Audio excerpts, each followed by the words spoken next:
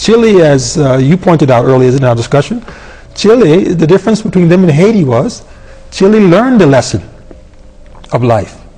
These are lessons of life, right? Chile learned the lesson. They built stronger cities, better houses, and they survived the earthquake that happened a few weeks later without as much destruction or loss of life. Haiti, unfortunately, has been abandoned by the world. So it's not so much that God has shown his unmercy toward us, lack of mercy. Man has shown his lack of mercy toward man. And that has caused a greater loss of life. But God in general is very merciful. And he does save life. He does preserve life. Just take the equation of how many lives he keeps safe and sound, as opposed to those minute numbers.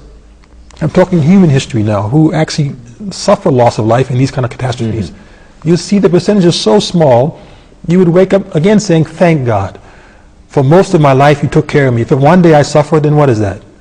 For most of civilization, most of the world, you take care of. If one part of the world, because of some other benefit, which I cannot see through earthquakes or tornadoes, some lose their lives, I shouldn't complain. I should realize that God is overall mercy. And this is an experience. I think it's very poignant. I mean, those experiences of the people who survived the earthquake, I mean, obviously, we've seen that tragedy unfolding. And it's interesting, the analogy made with Chile as well. Dr. Saab, if I could come to you very briefly on this. Again, these are also, in a way, coming back to not God's lack of mercy, but showing mercy in a way of illustrating what can be done to assist also, if you like, human development. For example, Chile is a very practical example where they've improved infrastructure support, improved buildings. In this young girl's mind, she's 14, she's going back into her school. She will obviously outline exactly what Azhar Sahib has said, but nevertheless she's being challenged, well, God of mercy, and you see child loss of life, etc. How does she explain that in sort of very simple terms, in a child's language? Well, the thing is that we are very short-sighted, and we only see what is right in front of our eyes, and we tend to forget what is before our eyes and what is behind our eyes. So we have to consider that we have to take the overall picture from the creation of life to now and to eternity. And Allah has over and over said that this is a trial and a tribulation for you, and therefore certain tests are sent to us. Some are natural disasters, some are man-made disasters. Man learns from some of these catastrophes, as you have said, and then tends to obviously make sure that he is not affected to the same degree in that respect. But more so than that, these natural disasters also are great signs that have been sent by Allah for recognition that this is the coming of the latter days. This was one of the signs that was predicted by the Holy Prophet ﷺ, that when Jesus, son of Mary, would reappear in the earth in the latter days.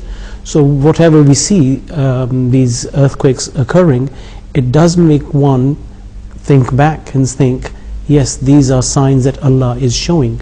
But as far as thinking back from the aspect of the merciful God, Azhar has obviously outlined that beautifully, and that brings it to home of how I suppose there is in the context of when we see these disasters, that if you go back to the scriptures, you can actually see that this was part of the bigger picture, as you rightly said, unfolding. But also, I mean, just thinking through in practical terms, it also, does it not revive in a person, or if it wasn't there before, it brings it to the forefront, the ultimate sort of charitable nature, the human sympathy, empathy nature.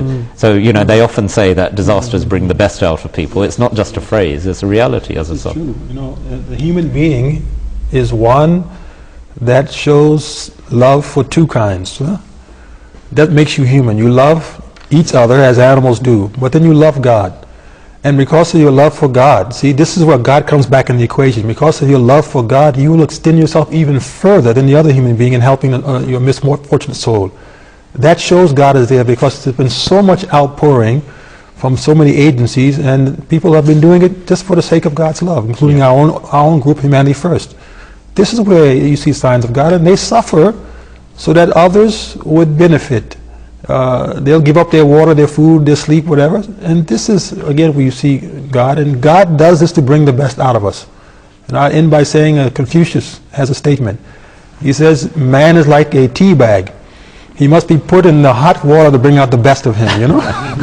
Now, some don't want hot water, but this is what God knows. We need it sometimes to bring out our best. There was one point which I'd like to add to all this. It's that after all that, of course, they can accept that, but still, some people will have this interrogation in their minds that, but what about all those people who died? It's a good example for the ones who survived, but what about those who died? But we have to remember that God is also not only mercy, He's also justice. He's completely and totally, absolutely just. And He is going to judge all those people whose lives were cut short by this catastrophe, obviously much more leniently. Everything will be judged and according to the circumstances.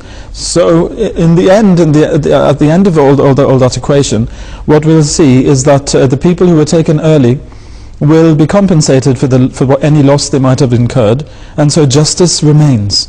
So it's in no way at all unjust towards them. Because, I mean, ultimately, God has laid down these principles. It would be somewhat ironic if He didn't Himself apply them. Precisely.